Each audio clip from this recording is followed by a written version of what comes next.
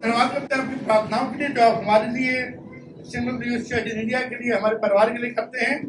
मेरे पापा भी बहुत अच्छे हैं, सेहत खुदा का फजल है।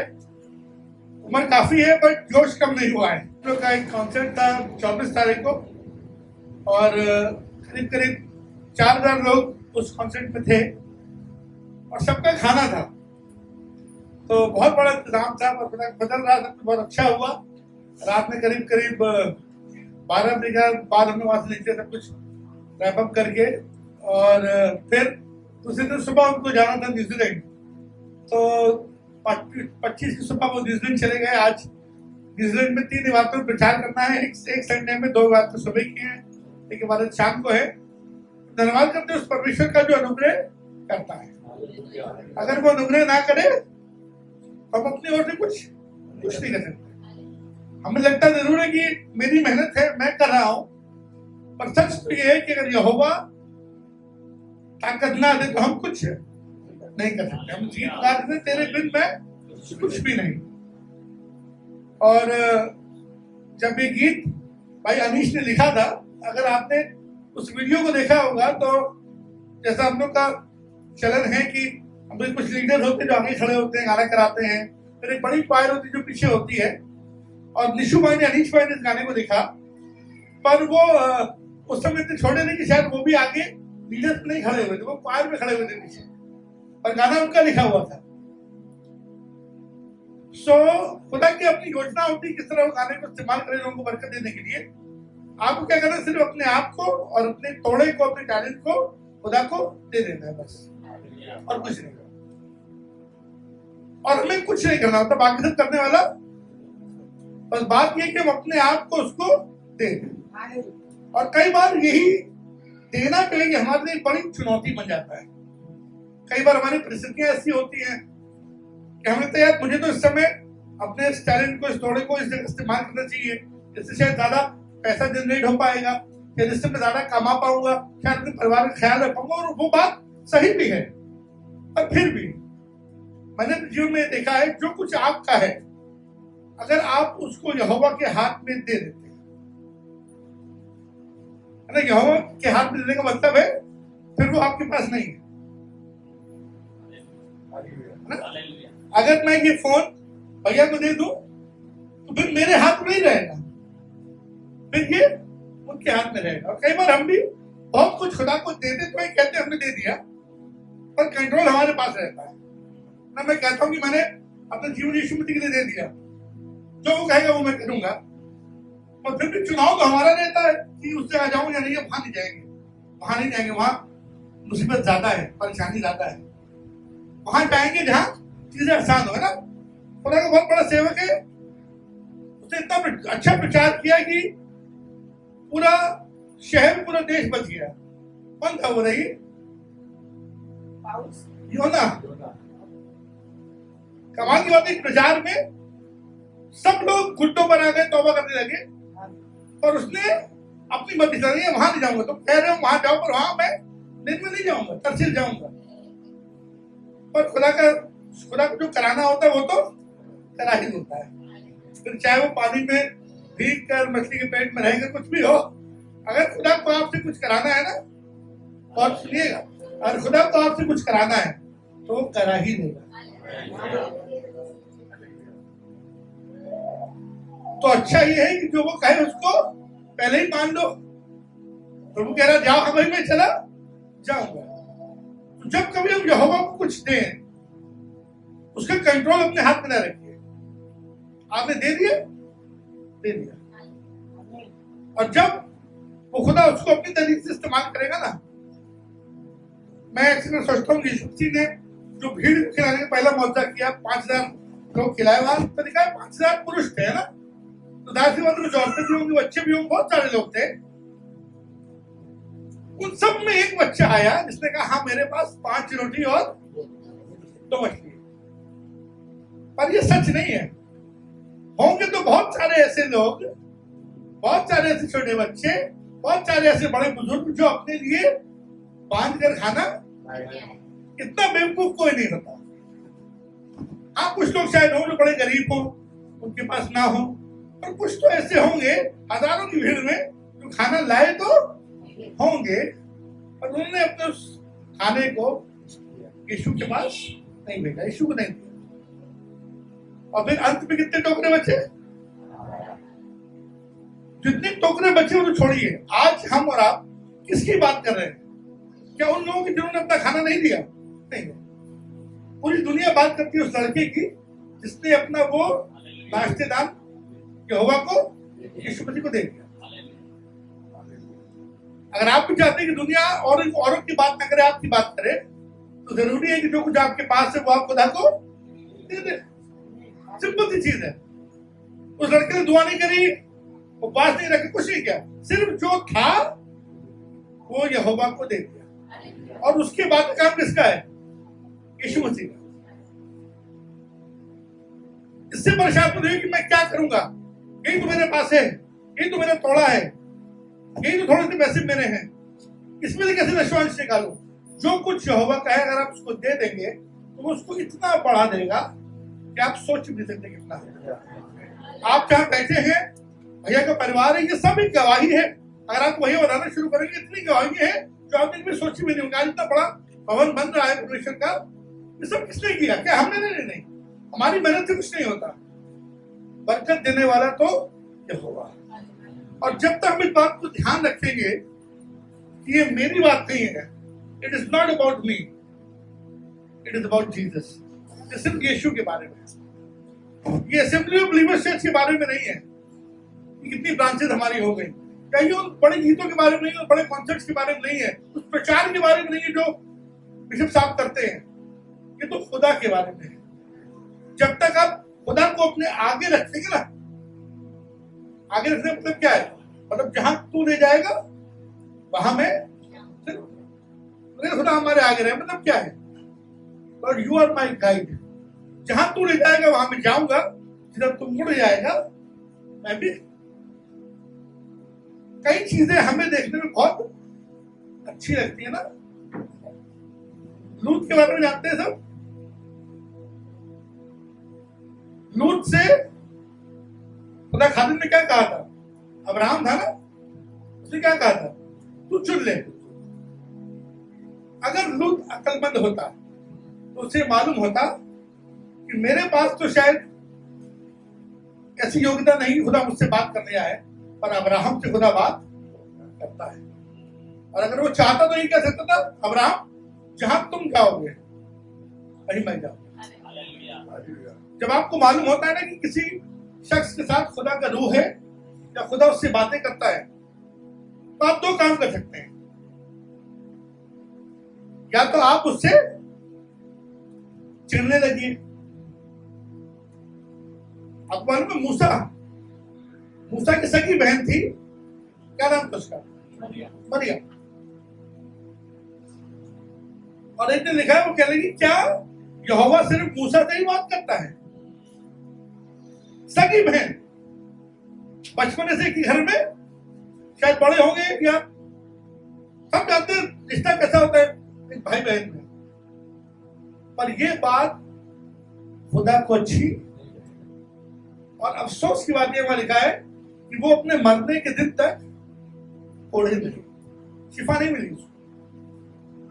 कोढ़ी होने का मतलब है शहर बना के बाहर, शहर बना के, हम लोग कहते हैं शहर पना, इसका मतलब मालूम क्या है? पना का मतलब होता है क्या? पना का मतलब मालूम क्या? कवरिंग, क्या? बचा लेना, शरण। जब हम खुदा के घर में रहते हैं, खुदा के शहर में रहते हैं, तो उसकी कवरिंग में रहते हैं। बहुत सारी चीजें बाहर होती रहती हैं, आज भी हो रही हैं, और जब हम खुदा के साथ हैं, खुदा हमको उन सब चीजों से बचा के रखता है। और जब हम खुदा के उस कवरिंग से बाहर चले जाते हैं, तो फिर खुदा से कोई मतलब नहीं, फिर हम और जैसा हम चाहें, सिर्फ इसलिए क्योंकि उसने उस बात का कि क्या यहोवा सिर्फ मूसा से ही बात करता है। तो एक तो चीज है कि आप उससे लड़े कि नहीं, तो खुदा सिर्फ उन्हीं से बात क्यों कर रहा है? मुझसे बात करेगा, मैं भी स्वप्न देखूंगा, मैं भी भविष्यवाणी करूंगा, मैं भी दुआ करूंगा, मुझसे खुदा बात करेगा। और या फिर दूसरी बात है कि रात को दिख रहा है किसी के साथ यहोवा है, तो उसके साथ क्यों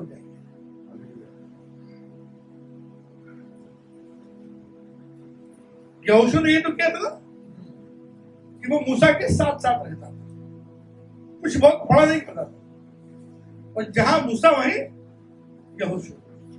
तो उसको शायद ये मालूम था कि ये मूसा तो है, पर इसके साथ यहोवा है। जो कुछ हमारी जिंदगियों में होता है या हम चाहते हैं हो अच्छा, वो यहोवा सब कुछ कर सकता है। देखा, उसका एक भी इरादा रुक नहीं सकता। अगर उसने सोच लिया मुझे बरकत देनी है तो बरकत कैसे देगा ये मुझे नहीं पता। बरकत जरूर मालूम, अगर उसने ठान लिया कि आपको बरकत देगा तो बरकत देगा। तो गा रहे थे आराधना हो तेरी, उसके बाद महिमा हो तेरी, तू बढ़ता। मैं खड़ा होता, मैंने सोचा करवा कि पता कैसे रहेगा कि यहोवा हम में बढ़ रहा है? पता ही कैसे पता लगता है? अगर मोटापा बढ़ता है तो यहाँ पता लगता है भैया मोटे हो रहे हैं, है ना। अगर थोड़ी तनख्वाह अच्छी हो जाती है तो शर्ट का कपड़ा अच्छा हो जाता है, थोड़ा और रैंक बढ़ जाता है, और पैसा होता है शायद अच्छा घर हो जाता है, और पैसा आता है शायद और अच्छी गाड़ी हो जाती है। पर ये तो पैसे के बढ़ने की बात है, चीजों की वजह कैसे पता लगेगा कि यहोवा मुझ में बढ़ रहा है? बताइए कैसे पता लगेगा? हमने यहोवा का जो वचन है उसका तरीका बिल्कुल फर्क है। जब यीशु हमें बढ़ता है, इसका मतलब यीशु की बातें और हमारे अंदर आती है कि नहीं? यीशु को बढ़ने का मतलब है कि यीशु की बातें हमारे अंदर आए।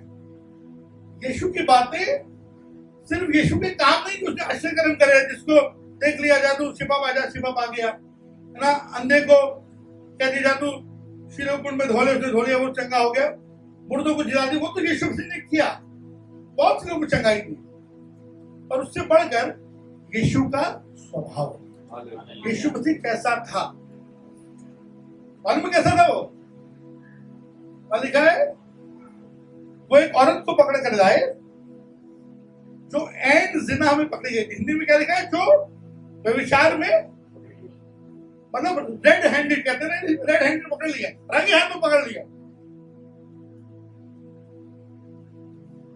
उसके लिए जिसके ऊपर गुनाह साबित हो गया था, हाँ इसने ये गलती करी है, उसके लिए यीशु मसीह ने क्या कहा? उसने कहा जिसने पाप ना किया हो, मतलब हमें अगर कोई पता लग जाए कि इस बंदे ने गलती करी है और हमारे पास सबूत हो, तो हम तो चाहते हैं उसको कड़ी से कड़ी सजा मिलनी चाहिए, क्योंकि दुनिया का यही तरीका है। पर जब धीमे धीमे यीशु हमारे अंदर बढ़ेगा ना, तब शायद हम भी उस जन को देखकर, जिसने शायद हमारे लिए किसने बुराई करी और हमें मालूम है किसने बुराई करी है, उसने हमारी कलीसिया के बारे में बुरा भला कहा है और हमें मालूम है उसने ऐसा कहा है। उसने चोरी करी थी और पता लग गया, अरे चोरी करी थी, साबित हो गया यही है, तो हमें लगता है अरे उनसे तो दूर रहो। पर जब यीशु बढ़ेगा तो वो लोग भी हमें अच्छे लगेंगे, तब हमें मालूम होगा हाँ उसने गलती की जरूर, पर शैतान ने उससे गलती, तब इससे पहले तो जा रहे हैं ये तो ऐसे ही, तो चोर है, चोरी रहे। कोई भी चोर पैदा नहीं होता, क्योंकि हमें से हरेक को खुदा ने अपनी सूरत में बनाया है। उसने चोर नहीं बनाए, उसने हत्यारे नहीं बनाए। हर इंसान को गुनहगार बनाने वाला तो हमारा समाज है, हमारे जहां हम हैं वहां है, हमारी सराउंडिंग है, दुनिया है। The way we see others, यीशु मसीह हमें बढ़ रहा है तब पता लगेगा किस तरह हम लोगों को देख रहे हैं, तो शायद हमारे खिलाफ। अगर वो हमारे खिलाफ भी हैं तो मुझे लगता है ये उनकी ओर से नहीं, ये तो शैतान पहली उनमें बीच हो रहा है। हमें क्या करना? हमें दुआ करनी है, बाप तेरी सामर्थ के कारण वो सच्चाई को समझ रहे हैं। आज से 5, 10, 15, 20, 25 साल पहले शायद हम भी वैसे ही थे। आज से 20 साल पहले, 25 साल पहले हम कहाँ थे? देखिए आप अपने, यार हम भी तो शायद ऐसे ही करते थे, पर खुदा ने हमें अपनी सच्चाई को दिखाया। आज हम जानते हैं सच क्या है। जब यीशु मुझ में बढ़ने रहेगा तो मैं दूसरों को उसी की निगाह से देखने लगूंगा। आपने गुड फ्राइडे मनाया ना? और लिखा है वो चोर जो ये कह रहा था कि हाँ हमने गलत काम किया है, हमें सजा सही मिल रही है, उससे यीशु ने कह दिया आज ही तो मेरे साथ स्वर्ग लोक में होगा। और व्हाट इज ट्रांसफॉर्मेशन? सीधे सलीम से स्वर्ग लोक। मेरा गीत जो मैंने लिखा है, गया सलीम से जन्नत में, ऐसा अजब है जलाल उसका।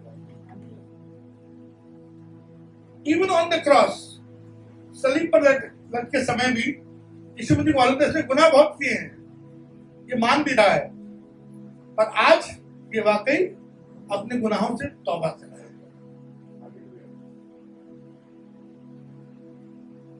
तो तू बढ़ता जा तब जब उसका स्वभाव हमारे अंदर आएगा, तब लगेगा हाँ ये भी काफी अंश यीशु मसीह के मानन बन रहा है। धीमे धीमे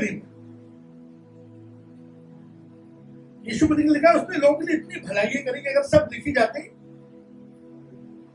नहीं हो पाता। उसने जिसको देखा, जिसके लिए कुछ अच्छा कर पाया, उसके लिए अच्छा किया। हम लोग चुनाव कर करके अच्छा करते हैं, किसके लिए करें, कौन इस योग्य है कि नहीं है। अरे हम और आप तो कोई भी इस योग्य नहीं था कि खुदा अपने बेटे को हमारे और आपके लिए भेजे, और वो बेटा हमारे और आपके लिए अपनी जान दे। हम में से कोई भी इस योग्य नहीं था कि आज बैठ के यहाँ आजादी से उसकी मदद कर पाए। ये तो सिर्फ उसका अनुग्रह है, ये तो सिर्फ उसकी दया है। आई बिलीव जब उसकी दया हमें बढ़ती जाएगी तब पता लगेगा कि हमारे अंदर यीशु बढ़ रहा है या नहीं। आश्चर्य के काम तो ऐसे ही हो जाएंगे। यीशु के नाम पे दुआएं करोगे, चंगाइयां होंगी, दुआएं करोगे, छुटकारे होंगे।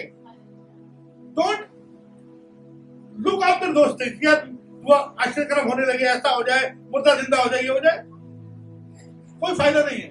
वो तो ऐसे ही होंगे। कोशिश करो कि तुम धीरे धीरे यीशु की मानंद बनते चले जाओ। अगर यीशु की मानंद बन गए तो जो यीशु जिधर देख सकते हो उधर आश्चर्य करो, तुम्हारे साथ भी ऐसे ही होगा। कोशिश करो कि तुम कुछ अंश यीशु की तरह बन सको। एक और फिर पढ़ता मांगूंगा, मेरे साथ निकालिए दूसरा कुरिन्थियों और उसका 12वां अध्याय, 2 Corinthians और उसका 12वां अध्याय।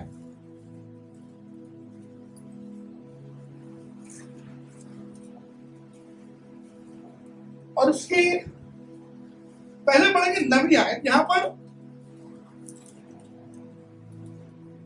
खुदा खादिम कुछ लिख रहा है और एक बात कह रहा है। पहले 7वीं आयत पहले पढ़ेंगे, 7, 8 और फिर 9। 7वीं आयत पढ़े। इसलिए कि मैं प्रकाशनों की बहुत आयत से फूल न जाऊं। देखिए पहले अगर आप पढ़ें 9वीं आयत में तो वहां लिखा है, मगर उसने मुझसे कहा कि मेरा फजल तेरे लिए काफी है।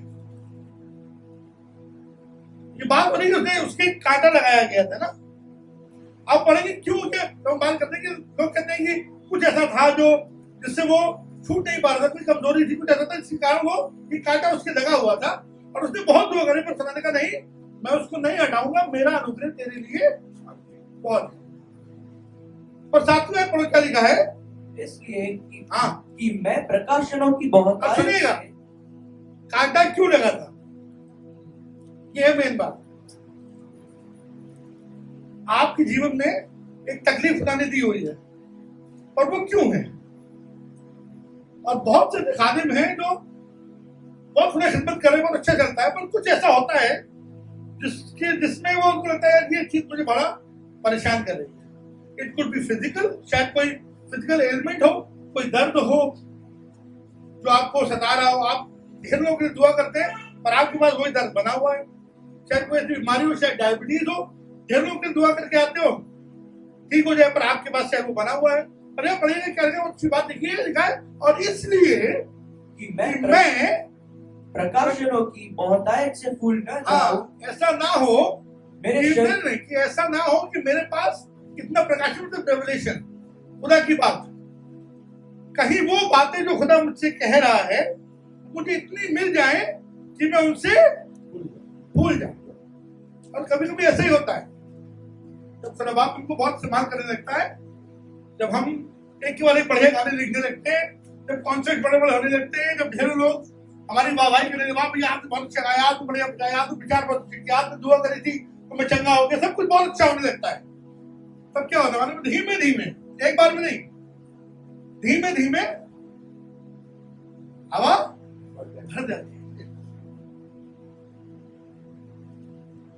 आपने वो स्विमिंग पूल देखा है ना, आजकल मिलता है सड़कों पे, हवा भर को स्विमिंग पूल बन जाता है, एकदम थोड़ी खुलता है, थोड़ा टाइम लेता है, धीमे धीमे।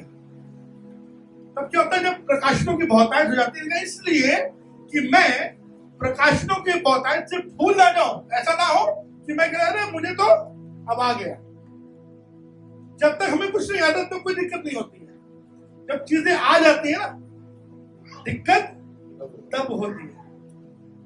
अभी तो आप एक स्कूल में जिसकी बिल्डिंग किराए पर है, अभी तक इसकी है, आप उस बिल्डिंग में इबादत करते हैं, सब कुछ बहुत अच्छा है, पर अब जब कुछ महीने बाद बड़े से चर्च में जाएंगे, वहां एयर कंडीशन लगा होगा, सब चीजें बहुत बढ़िया होंगी, पूरे राजकोट में, पूरे गुजरात में बात कर रहे हैं, भैया क्या चर्च बनाया भैया ने, बहुत बढ़िया है।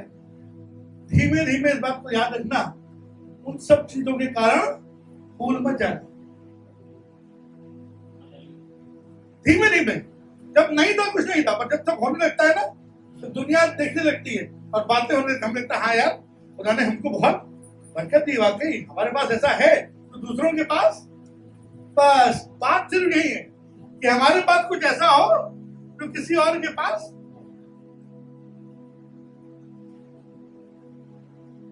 जब लेडीज जाती है ना साड़ी लेने, एक के बाद एक साड़ी दिखाओ, जाने 50 साड़ी खोल दी, पसंद नहीं आया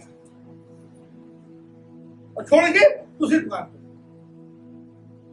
तो उन्हीं रीजन हम चाहते हैं कुछ हमारे पास ऐसा हो जो किसी और के पास, कहीं हम ऐसी साड़ी ना ले आए कि हम पार्टी में जाए कोई दूसरा भी पहने हुए हो। We want to be exclusive. और आजकल एक्सक्लूसिवनेस के नाम पर ही ढेरों लोग अपनी दुकान चला रहे हैं। अरे ये एक्सक्लूसिव है भैया, ये एक ही है जो बना है, दूसरा पीस नहीं बना होगा। हमारे पास कुछ ऐसा है जो औरों के पास नहीं है, और इन सब बातों के कारण हम धीरे धीरे फूलने लगते हैं। ताकि मैं फूल ना जाऊं, मेरे शरीर में एक कांटा सिर्फ इसलिए यहोवा नहीं चाहता कि तुम कोई लगी जो तुम कर रहे हो या तुम्हारे द्वारा आश्चर्य कर्म हो रहे हैं, तुम्हारी दुआओं के द्वारा लोग चंगे हो रहे हैं, तुम्हारा चर्च बढ़ रहा है, ये तुम्हारी वजह से नहीं है, ये तो मेरी वजह से है। मैं सामर्थ देता हूं और काम होता है।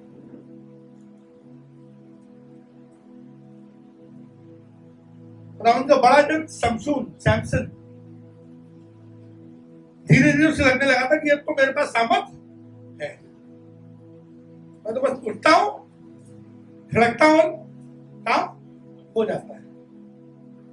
और उस रात जब वो दिल्ला की गोद में था, जब उसके बाद काट दिया गया, लिखा है उसने कहा नहीं मैं फिर उठूंगा और बाहर जाके अपने आप को, और लिखा उसे तो मालूम भी ना था कि खुदा का रूप, परमेश्वर का आत्मा उसे छोड़कर चला गया। जब हम अपने ऊपर भरोसा रखने लगते हैं ना, जब हम ये सोचते हैं यार मैंने कर दिया, मैं तो कर देता हूं, मुझे मालूम, मेरा एक्सपीरियंस है, तब पता क्या होता है, तब खुदा का रूह हमें छोड़ देता है और कमाल की बात है हमें तो मालूम भी नहीं होता। हम तो सोच रहे थे यहोवा मेरे साथ है, मैं जाऊंगा, प्रार्थना करूंगा, विचार करूंगा, बड़ा काम हो जाएगा, पर यहोवा की रूह तो चली गई। और फिर उसी शमशून को लेकर उनके लिए तमाशा बन गया, उसकी आंखें फोड़ दी, क्या क्या नहीं कराया उससे, वो एक तमाशा बन गया। अगर खुदा का रूह हमें छोड़ देगा तो हम भी दुनिया के लिए एक तमाशा बन जाएंगे। और मेरी दुआ है हमें से कोई भी ऐसा ना हो जिसके साथ ऐसा हो कि खुदा का रूह उसे छोड़कर चला जाए और हमें पता भी ना लगे। Whatever we are is just by the grace of God. वो कांटा उसने चुभाया है ताकि दिखाए, अर्थात शैतान का एक दूत कि मुझे घुसे मारे ताकि मैं चली जाए, शैतान अगर तुमको घुसे मार, साफ साफ लिखा है शैतान का एक दूत, यहोवा का दूत नहीं लिखा। अगर शैतान का एक दूत आपको घुसे मार आए तो इसलिए यहोवा ने उसे रखा है कि तुम फूल आ जाए। तो ये मालूम होना चाहिए कि इट इज नॉट मी, ये सिर्फ यहोवा है। आगे बढ़ो, 8वीं आयत। इसके विषय में मैंने प्रभु से 3 बार विनती की कि मुझसे मुझसे ये यह दूर हो जाए। अब पढ़ेगा 9वीं आयत क्या लिखा है। पर उसने मुझसे कहा, पर खुदा ने मुझसे कहा, मेरा अनुग्रह तेरे लिए बहुत है। मेरा अनुग्रह तेरे लिए बहुत तुम लिखा है, मेरा फजल तेरे लिए काफी है। काफी का मतलब होता है you don't need anything else. जब हम खाना लेते हैं ना, कोई खाना दे रहा है, डाल रहा है, तो बस बस इतना बहुत है। मुझे मालूम है कि मेरे लिए इतना काफी है। और आपको और मुझे ये बात ध्यान रखनी, ये बात मालूम होनी है, हमारे जीवन में परिस्थिति कितनी अच्छी हो या कितनी बुरी हो, उस यहोवा का अनुग्रह मेरे लिए बहुत है। मुझे लगता है शायद थोड़ा पैसा और आ जाएगा तो हालात बेहतर हो जाएंगे, पर सच तो ये है, अगर यहोवा मेरे पास है, I don't need anything.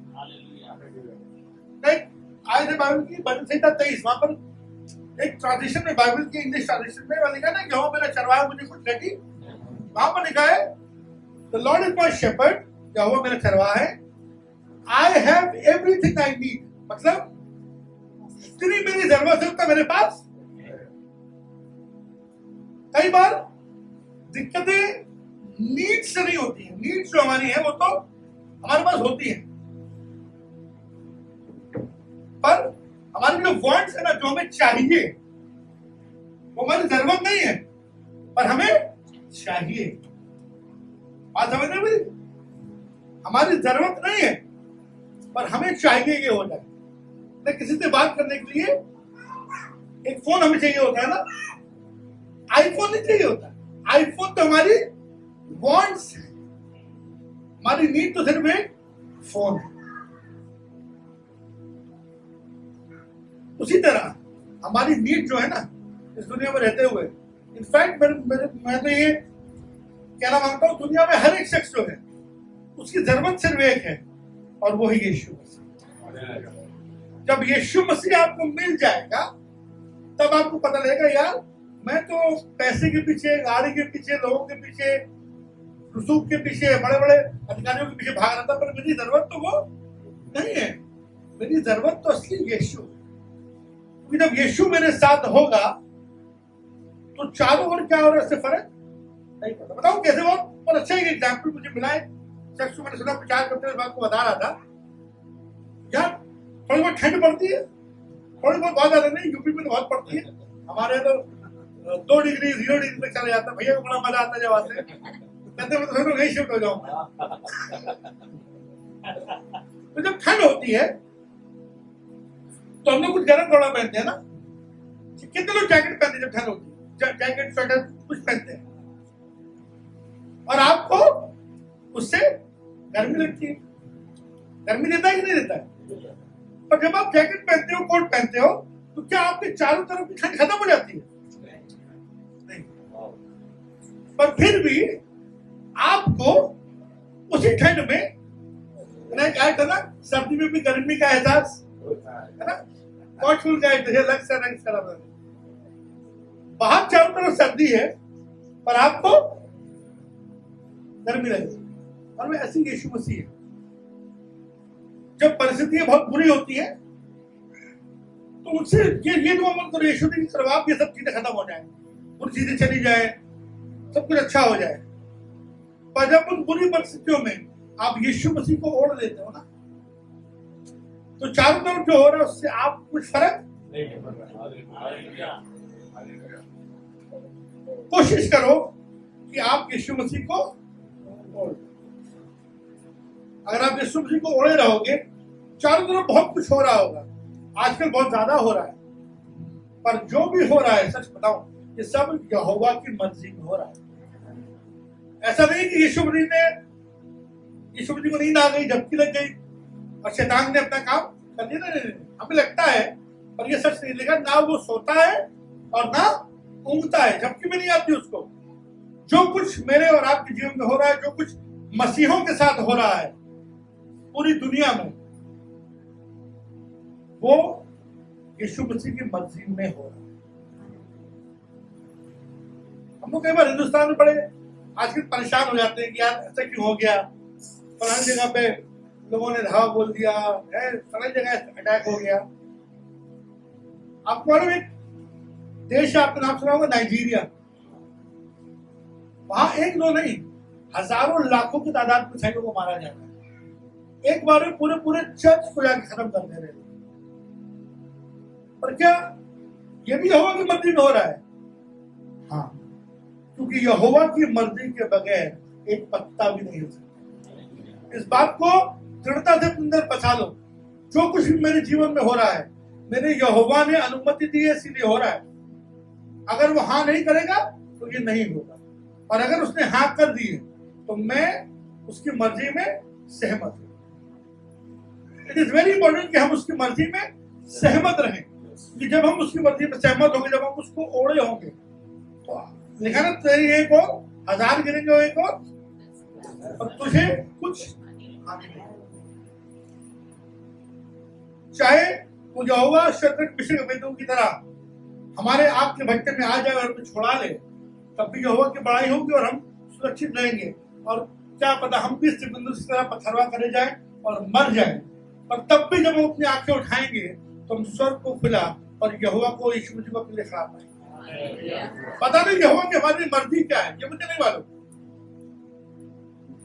I don't know what God wants from my life. खुदा मुझे जीवित रखना मानता है या मारना चाहता है, पर इतना जरूर मालूम है, जो कुछ उसकी मर्जी है, अगर वो मेरे जीवन में पूरी होगी तो मैं यहोवा के साथ साथ रहूंगा, चाहे यहां चाहे वहां।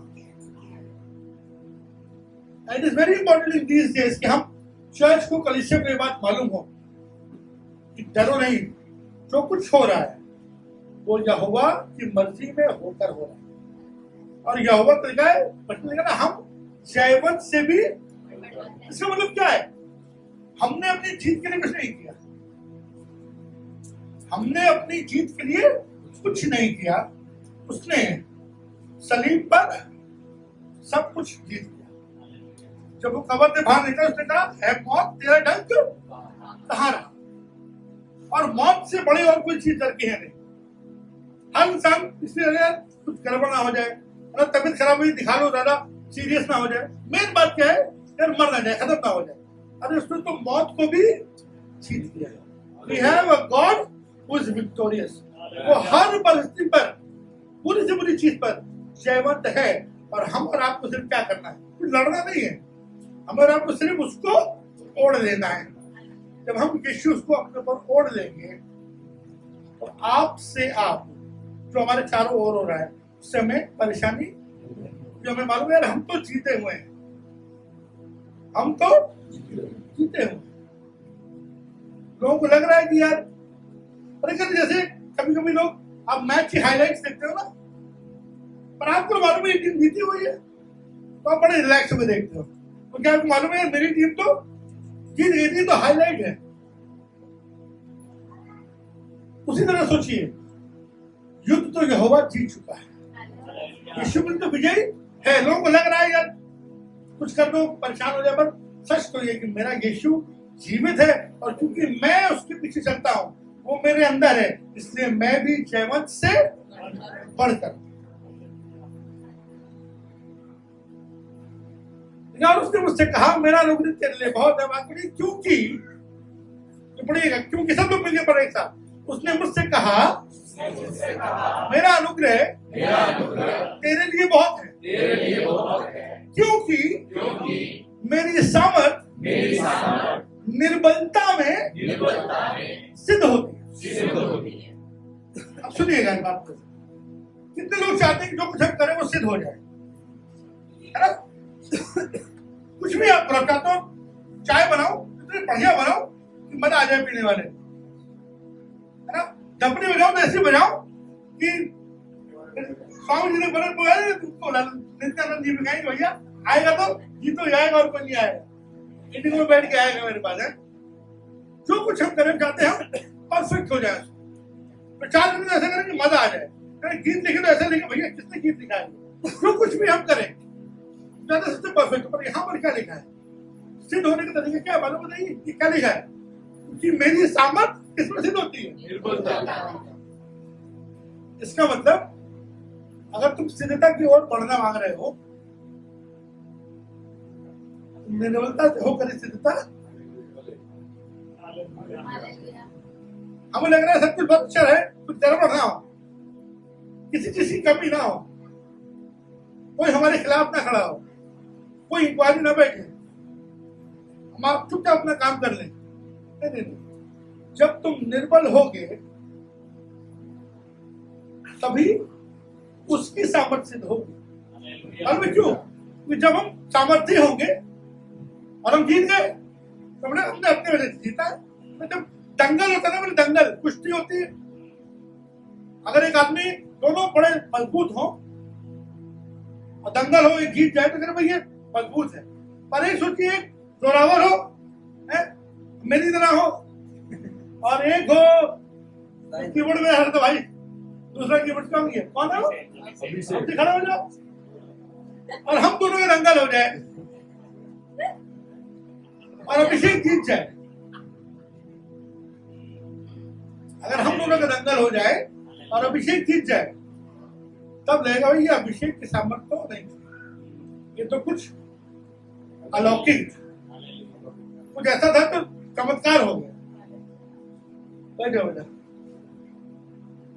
बहुत सारी चीजें संसार में बहुत बड़ी है, अगर हम भी बड़े हो जाएंगे और उनसे जीतेंगे, जीत जाएंगे तो बोलेगा मैंने अपनी सामर्थ्य में कर दिया। पर जब हम निर्बल होंगे और तब भी अपने से बड़ी सामर्थ्य जीत जाएंगे, तब पता लगेगा यार इसके पीछे कोई बड़ी सामर्थ्य इसको जिताया है। और हमें खुद ये मालूम होगा कि ये मैंने, जब उस लंगड़े को उठाकर खड़ा किया यीशु के नाम से, उठो चल, फिर पत्थर और यूहन्ना ने, तो लोग देखने लगे उनकी तरफ, तो उनका हमारी तरफ ऐसे क्यों, ये हमने, उनको मालूम था भाई ये मैंने नहीं किया है, मैंने तो सिर्फ यीशु नाम से उसको उठा दिया। जब हम निर्बल होंगे और उसकी सामर्थ्य काम करेगी, तब हमें पता लगेगा कि ये मैंने नहीं किया, पर उस यहोवा की सामर्थ्य किया जो मेरे अंदर है। और फिर हम निर्बल होने से डरेंगे नहीं। अरे कमजोर होने से क्यों डरता है आदमी, यार कमजोर है, कोई भी कुछ कह देता है, चला जाता है, कोई भी हमें हटा देता है, किनारे कर देता है, हमारे पास तो कोई चैलेंज नहीं है, तो कुछ नहीं है। पर अगर आप मालूम होगी, अगर निर्बल रहोगे और यहोवा में लिपटे रहोगे, अगर निर्बल रहोगे पर फिर भी यहोवा में लिपटे रहोगे, तो वो अपनी सामर्थ्य सिद्ध करेगा और तुम बड़े बड़े गोलियत को गिरा दो। दाऊद जरूर हो छोटे, पर बड़े बड़े गोलियत को गिरा दोगे। उसका आगे लिखा इसलिए बड़े आनंद से, हम कब खुश हो रहे हैं, कल खुशी मनाई सब, मेरा नया घर, बढ़िया घर बनाया भैया ने, and is a good thing, हम सब बहुत खुश हैं, लोग बहुत खुश थे आराधना में। पर लिखा इसलिए मैं बड़े आनंद से अपनी निर्बलताओं पर घमंड करता हूं।